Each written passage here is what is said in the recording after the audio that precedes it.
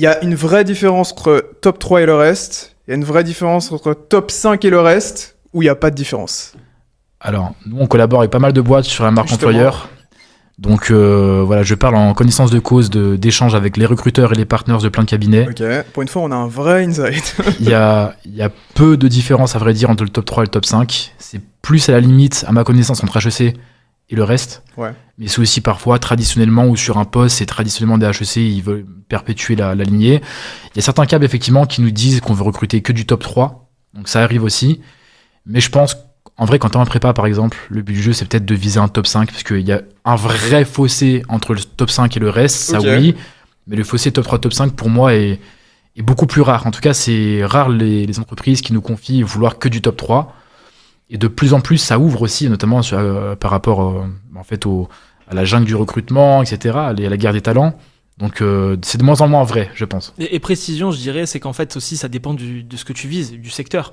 On l'a vu par exemple sur le CIGEM, donc qui est le classement un petit peu des prépas, où en fait, tu as ce qu'on appelle désistement croisé. Et en fait, tu vois que chaque année, tu as des étudiants qui refusent des écoles pour des écoles qui, sur le papier, sont moins bien classées, etc. Par exemple, en 2023, il y avait une étudiante qui a refusé le top 5 pour aller à Rennes School of Business, qui au CIGEM est classée 12e. Mais en fait... Morgane, qui est d'ailleurs rédactrice chez nous. On l'a trouvé, il y a gros une big up. interview, je la mettrai dans les commentaires, une Gros interview big qu'on a up à elle, faite, gros big up à elle. Et en fait, non, le point, surtout par rapport à ça, c'est qu'il y a une différence pour les domaines hyper corporate, comme par exemple la strat, si demain tu veux être à la direction de top boîte, si tu veux faire des gros métiers en finance, etc., oui. Si tu vas viser des métiers qui sont beaucoup plus créatifs ou alors des écoles en certaines spécificités, notamment en supply chain, en wine, etc., bah, peut-être voilà, avoir des choix du cœur, même si on le voit encore une fois, les étudiants qui refusent le top 5 sur d'autres écoles, c'est vraiment à la marge. Chaque année, 95% dans le pire des cas prennent une école du top 5 sur les autres. Tout à fait.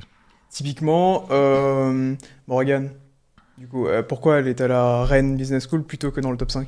Coup de cœur de l'école et après elle a pas forcément elle souhaite pas finalement faire ces domaines très corporate, etc. D'accord. Donc en fait finalement c'est vraiment un choix du cœur, et quand tu vas vivre 4 ans dans une école, dans une ville, dans un campus, etc., mieux vaut aussi, tu vois, bien te sentir plutôt que entre guillemets faire le choix de tout prépa, de dire voilà je bosse comme un fou pendant 2, 3 voire 4 années et je fais le choix du classement. C'est vrai que on l'a tous fait, moi à mon époque je l'ai fait, j'avais hésité, j'ai pris l'école qui était mieux classée in fine, donc c'est comme ça un petit peu dans les prépas, même si ça tend un peu à changer, en tout cas on le souhaite. Elle se projetait beaucoup, beaucoup quand elle est partie à RSB au niveau des oraux, et pour elle c'était évident, quoi. Donc, coup de cœur, un coup de foudre. Qu'est-ce qu'ils ont fait comme ça, Rennes? Il y a des palmiers qui sont très sympas. non, mais il y a le campus est très connu pour ça. Il y a beaucoup d'éléments qui font que voilà, les écoles originaire de Bretagne, même pas. Et moi, au début, on a tous pensé forcément que t'avais un crush ou un coup de cœur. Tu sais, c'était pas forcément. En fait, voilà, c'était vraiment apparemment l'école en elle-même. Donc, et aujourd'hui, elle s'y épanouit, elle fait des assos, etc. Et elle regrette pas une seconde son choix. Donc, moi, j'aime beaucoup ces profils. Je pense qu'ils sont très matures. Donc voilà, on va dire top 3, top 5. Ouais, il y a un fossé, je pense, top 5 et le reste. Top 3, top 5, c'est plus au cas par cas selon les entreprises. C'est marrant parce que moi, quand je suis allé à... Alors, c'est très personnel, hein, je ne fais pas je ne dénigre pas, mais quand je suis arrivé à GEM, quand je passais les oraux, je me rappelle la ville, l'ambiance, tout ça, je me suis dit, impossible. Pareil. C'était en quelle année ?